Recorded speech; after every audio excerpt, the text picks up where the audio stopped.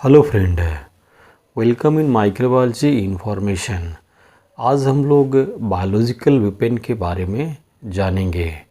जब से SARS CoV 2 का आइडेंटिफिकेशन हुआ है तब से इस कोरोना वायरस के alpha, beta, gamma, delta, delta plus और अभी रिसेंट में ओमिक्रॉन का न्यू वेरिएंट भी आइडेंटिफाई हो चुका है और ये वेरिएंट भी पूरे वर्ल्ड में अब दिखने लगे हैं। इंडिया में भी कुछ केसेस कंफर्म हुए हैं ओमिक्रॉन के। तो ये एक सवाल सबके मन में आ रहा है कि ये जो न्यू वेरिएंट आ रहे हैं कोरोना वायरस के, कहीं ये कोई बायोलॉजिकल वेपन तो नहीं है। तो सबसे पहले हम लोग जानेंगे कि what is the biological weapon. Biological weapons are microorganisms like virus, bacteria and fungi that are produced and released deliberately to cause disease and death in human, animals and plant. Micro organism से लड़ने वाले युद्ध को ही biological वार कहते हैं। विश्व के कई विकसित देश जिसमें अमेरिका, चाइना, रशिया जैसे देशों ने बायोलॉजिकल वेपन बना रखा है। सबसे पहला बायोलॉजिकल वेपन का इस्तेमाल कब हुआ था, ये क्वेश्चन आता है। तो सबसे पहला बायोलॉजिकल वेपन का इस्तेमाल 1347 ईस्वी में मंगोल सेना ने किया था, जिसमें उन्होंने क्या किया था कि प्लेग से इन्फेक्टेड एक बॉडी को ब्लैक सी के तट पे फेंक दिया था, जिससे बहुत सारे लोगों की मृत्यु हो गई थी इन्फेक्शन की वजह से। प्लेग जो है वो एक बैक्टीरिया के इन्फेक्शन से होता है, जिसको कि हम लोग यर्सीनिया पेस्टिस कहते हैं।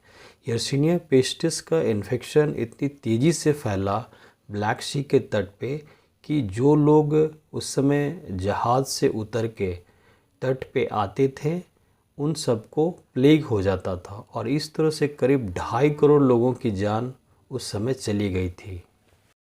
And first officially biological weapon का इस्तेमाल वर्ल्ड वार फर्स्ट के समय हुआ था, जिसमें जर्मनी ने एंथ्रेक्स का इस्तेमाल किया था, जो कि ग्राम पॉजिटिव रॉट सेपिड बैक्टीरिया है, जिससे बहुत सारे हॉर्स एंड कैटल्स मारे गए थे at that time.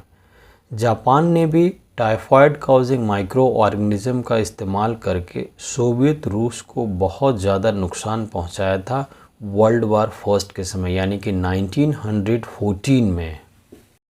Biological weapon के इस्तेमाल को रोकने के लिए 1972 में जेनेवा प्रोटोकॉल पे सिग्नेचर किए गए थे, जिसमें वर्ल्ड के लगभग सारे देशों ने साइन किए थे कि बायोलॉजिकल वेपन का इस्तेमाल नहीं किया जाएगा, और ये 1975 से लागू कर दिया गया था।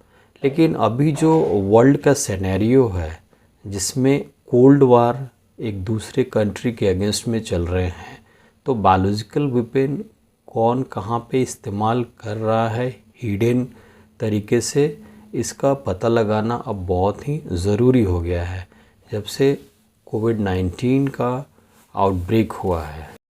कोरोना वायरस के आइडेंटिफिकेशन के बाद विश्व के बहुत सारे साइंटिस्ट ने ये आशंका व्यक्त की है कि कहीं ये जैविक हथियार तो नहीं। हालांकि अभी इसकी पुष्टि नहीं हो पाई है कि ये एक जो सार्स कोव 2 वायरस सब जगह दिख रहा है और इसके बहुत ही दुष्परिणाम भी देखे जा रहे हैं, लेकिन ये अभी तक क्लियर नहीं हो पाया है कि ये कोई एक स्पेसिफिक कंट्री इसको as a biological weapon use कर रहा है। बायोलॉजिकल वेपन जो है वो पूरे ह्यूमन रेस के लिए एक अलार्मिंग सिग्नल है। अगर कोई भी कंट्री इसका इस्तेमाल कर रहा है तो वो पूरे ह्यूमन रेस को ख़त्म कर सकता है।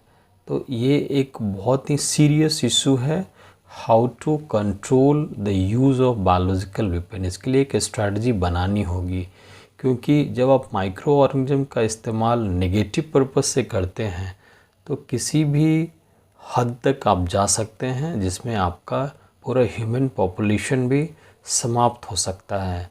It's a time to alert all the developed and developing country how to control these types of attack.